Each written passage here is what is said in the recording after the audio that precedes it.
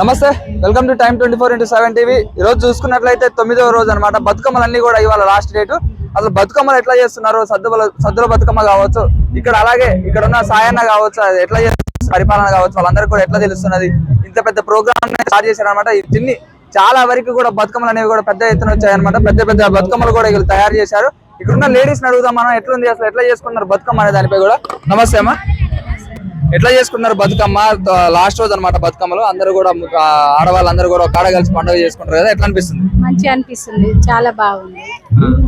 ప్రతిసారి ఇట్లనే చేసుకుంటాం అనమాట. చాలా పెద్ద అవుతుంది పండుగ. మాది నేరేడుగుంట గ్రామము. నా పేరు అనురాధ.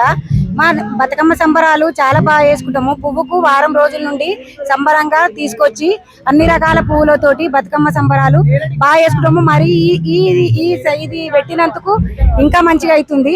ఈ డీజే బాక్సులు, కోలాటము, బతుకమ్మ సంబరాలు చాలా బాగా చేసుకుంటుంది. మాట్లాడినందుకు ధన్యవాదాలు. అంటే లాస్ట్ రోజు కదా, చాలా వరకు కూడా పెద్ద పెద్ద బతుకమ్మలు తీసుకొచ్చినారు. అందరూ ఊరు మొత్తం కూడా కలిసి రావడం కూడా చాలా మంచి విషయమే.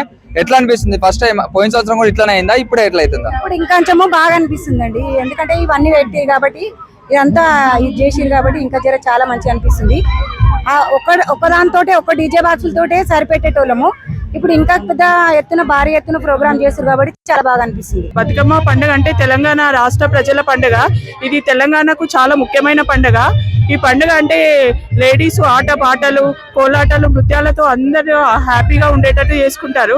రకరకాల పువ్వులతో పెరిచేది బతుకమ్మ పండుగ. బతుకమ్మ పండుగ అంటే గౌరమ్మ దేవతగా పూజించేది. ఇక్కడ ఈసారి నేరుగుంట గ్రామంలో చాలా అంగరంగ వైభవంగా జరిగింది. మల్లప్ప చందుల తన నాయకత్వంలో చాలా బాగా జరిగింది. వాళ్ళు చాలా డెవలప్ చేశారు. Thank you so much. ఇప్పుడే మంచిగా సార్, మంచిగా అయింది, మంచిగా అనిపిస్తుంది. అంటే మీ ఊర్లో ఇప్పుడు ఎన్నో చేస్తున్నారు కదా, ఇన్ని బతుకమ్మలు చేస్తున్నారు, డీజే పెట్టినారు, లైటింగ్స్ అన్ని పెట్టినారు. అంటే ఒకప్పుడు ఇవన్నీ ఏమి లేకుండే, దానికి దీనికి ఎట్లా అనిపిస్తుంది? ఈసారి మంచిగా ఉన్నది, ఈసారి బాగుంది. మరి అప్పట్లో చేసుకున్న దానికి అప్పట్లో ఎట్లా చేసుకునేటోళ్ళు? అప్పటి ఉన్నది ఇప్పుడు మంచిగా అనిపిస్తుంది. ఈసారి లేట్ చేస్తారు, మంచి బాక్స్ పెట్టి కదా, మంచిగా చేస్తుంది ఈసారి. సాయి కుమార్ ఉండు కదా, సాయన్న యాదవ్ ఎట్లా చేసిండు? అంటే ఇక్కడే ఉండేట కదా, చిన్నప్పుడు నుంచి ఆయన చూస్తున్నారు కదా, ఎట్లా చేసిండు ఆయన? అప్పుడు ఇంత చేయలేడు ఆయన, ఈ మధ్య సంవత్సరం నుంచి చేస్తున్నాడు.